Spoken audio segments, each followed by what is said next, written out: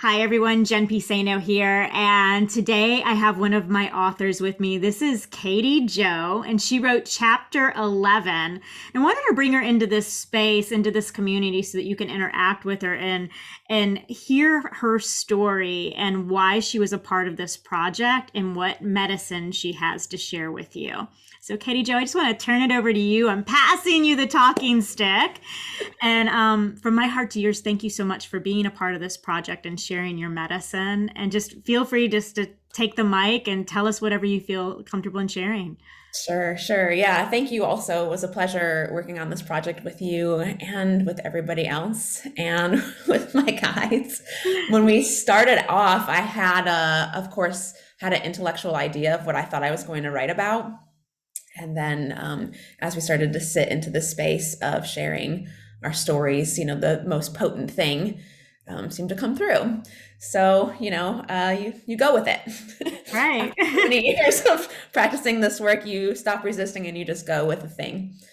Um, and so I shared in my chapter 11, Inner Child Retrieval, Heal Your Past and Awaken Your Magic. I share specifically about one of my experiences with really going back and connecting deep with the inner child wound and one of my core wounds, or what we call sacred wounds. Sacred wounds, yes. Yep. And it's interesting. One of the things that unfolded from sharing this, when we share something vulnerable, you kind of have a little bit of a reaction afterwards. Even when you're used to doing it and you're comfortable doing it, there's still a little bit of a reaction. And what I noticed is I've shared this story with many people before, and so I've kind of greased the levers a little bit on allowing this to come forward, and there's always more layers, right? So We go I share a deeper, little. right? Like for me, I know it's like you just shed a little bit deeper.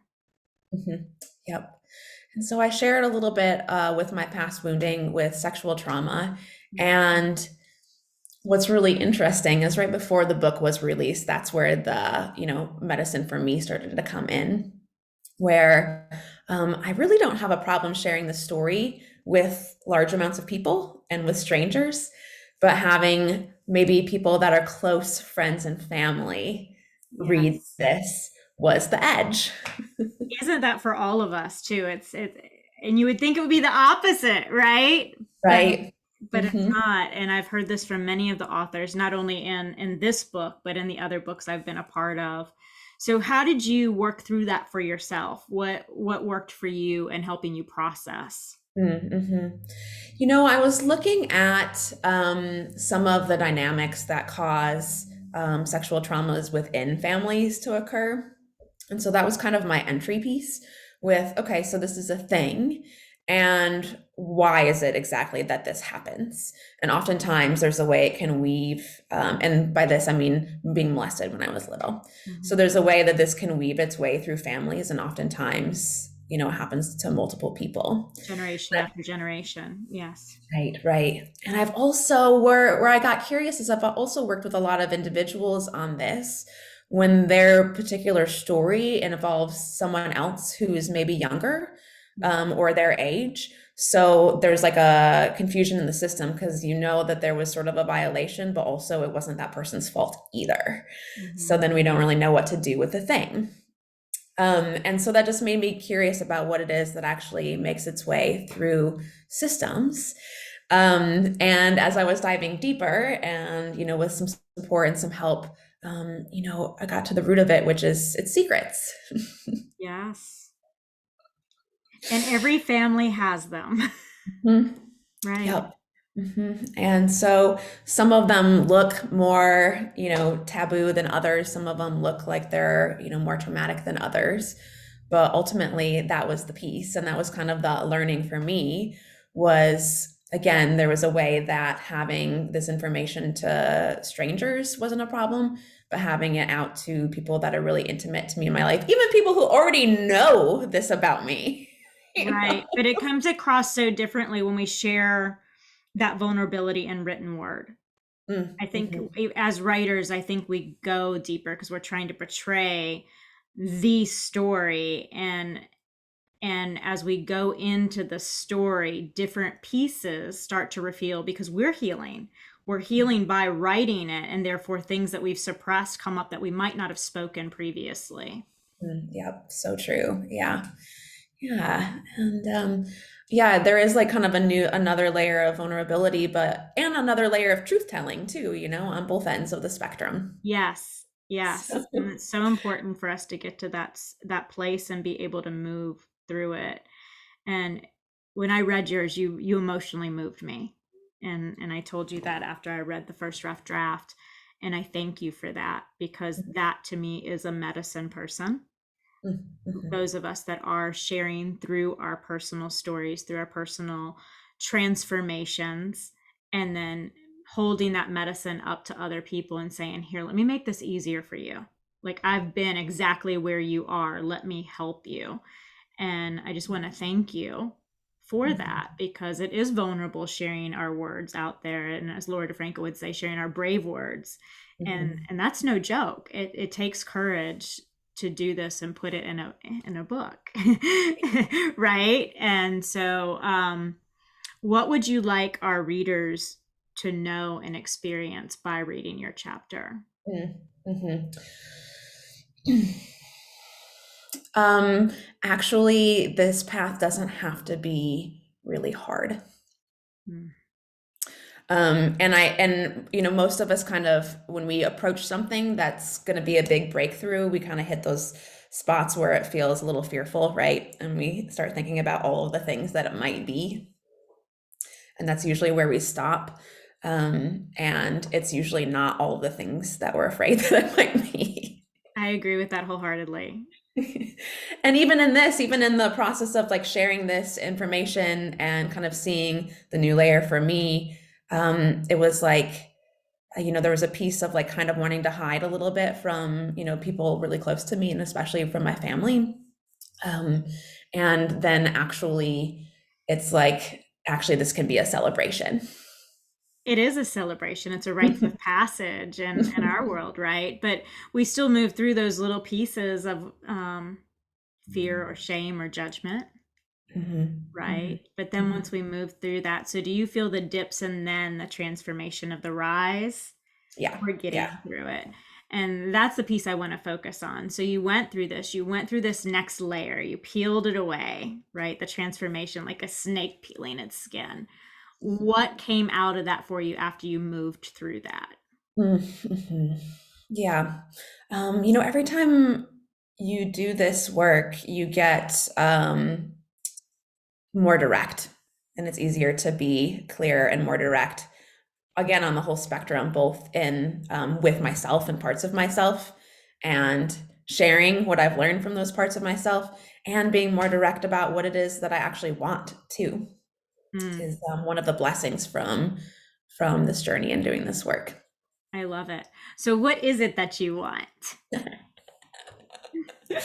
Yeah, I am really diving into deep prayer, wanting to have clear, deep, strong prayers. Mm, Yeah. And also in my work, as I'm stepping out more and more, I've been able to really step into the space of holding others to what it is that they want to. And, right. from a place of stillness and, really being centered and grounded. And when that happens, then, you can see other people really transform or evolve rather quickly. And so I'm into that and I want more of that. Beautiful. I want more of that for you because I believe you know this about me and I know this about you. That is the work of us taking people into transformation and knowing that the transformation doesn't stop. It's continual, though the path is spiral, just as you Mhm. experience for yourself through your writing, I experienced through mine, is it's taking us deeper within ourselves, which is a beautiful place to be. It's a place of self-mastery, but we're Mhm. constantly learning, evolving, going deeper. And as students of life, which I certainly think that you are, um, I think it's a beautiful gift that we are able to do that in community and then offer that like a tribe to Mhm. others and call them forward and invite them into this work, but also hold them accountable through the work so that Mhm. they can finish and not give up just that a couple steps too soon.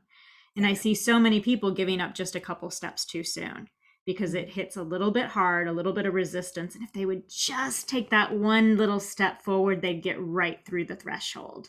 Yeah. So, Yeah. with your medicine in the book, do you want to talk a little bit about that, about the actual sacred medicine that we share? So, for those of you that are chiming in for the first time about the book, each author shares a personal story, but they also share a sacred medicine, which is something that you can do at home to help you with your own healing journey. And I'd love for you to tell a little bit about yours. Yeah, sure. So I share the process of inner child retrieval, which is something that you can have a practitioner hold you through, or you can give to yourself. And it's best when you're highly triggered by something, when you're really pissed off or really frustrated or really upset, right? This is when the opening to that is a lot more clear. And really, it doesn't have to be very complicated. So, what I invite people to do is just close your eyes for a minute and, start to sort of scan your awareness, or what I think of as just checking in with your thoughts and asking yourself, is there a memory that comes up when I'm thinking about this thing that has triggered me? And go with the first thing that comes to mind, because oftentimes it doesn't really seem like it's a big deal, or it seems really casual, or it doesn't seem related. Um, and an example of this, I was doing some work with. Actually, it was a few months ago. I was going through a big breakup with a long-term partner, and I was really hitting this spot in my life that was like, oh God, I'm going to be the one that's doing the breakup, and I don't want to be the bad guy. And so I spent a little bit of time checking in with that and got brought back to a memory of when I was a kid and I called my cousin a sissy. And it's like, you do all kinds of silly things when you're kids, so it doesn't seem like it's a big thing, but that had such a big effect on me. And I had a lot of my story wrapped into that. Like, that was bad. Like, I was definitely, word got out. I definitely got in trouble for doing that. Like, I felt guilty for doing that, all of the things. And so I had a lot of me, holding myself back, because I thought that if I was to challenge anybody or do anything that I thought might hurt somebody, that, it'd be this situation again. And it's So, so common. It's so common. and Yes. it's right there. So, like, it wasn't a big, deep work. It wasn't a big, huge ceremony or a big, huge journey. And those things are amazing and supportive and can help you, evolve really quickly. And it was right there. And then, so once you kind of access or pinpoint that story, and again, when I touched on that in this example, I didn't necessarily know right away that it was connected. So from here, you just get to spend a little bit of time with that part of yourself. So, I went and imagined or saw myself that age, took some time to check in with her and what she was feeling and what she needed, and in this case, it was sort of like, hey, sometimes you make mistakes, but also sometimes challenging people is a helpful thing, and it's a helpful tool. And so there's a way you can just kind of have a conversation with that part of yourself and just give them what they need. It's so beautiful, and it creates growth in both directions. And I think that's so important, that we worry so much about being the bad guy, but often we're helping other people stand on their own 2 feet, or we're helping people move into their own growth by us being the brave ones to speak first. So I just want to say that to you, as you are a brave one. And I honor you so much. I'm sending you so much love. I am so thankful that our paths have intertwined and danced together for this project. And I know it's not going to be the last time that we work together and dance together through these transitions of growth. And thank you guys all for tuning in and meeting Katy Jo and being a part of our world, a part of our book. If you did get the book, please take time to leave a review. It helps me. It helps every author in this book. And it helps other people make really smart buying decisions to make sure that they're getting what will work best for their life and their life path. So Katy Jo, thank you so much for being with me today. We will pop this all over social media. Please leave her comments and send her some love. And thank you so much. Bye for now.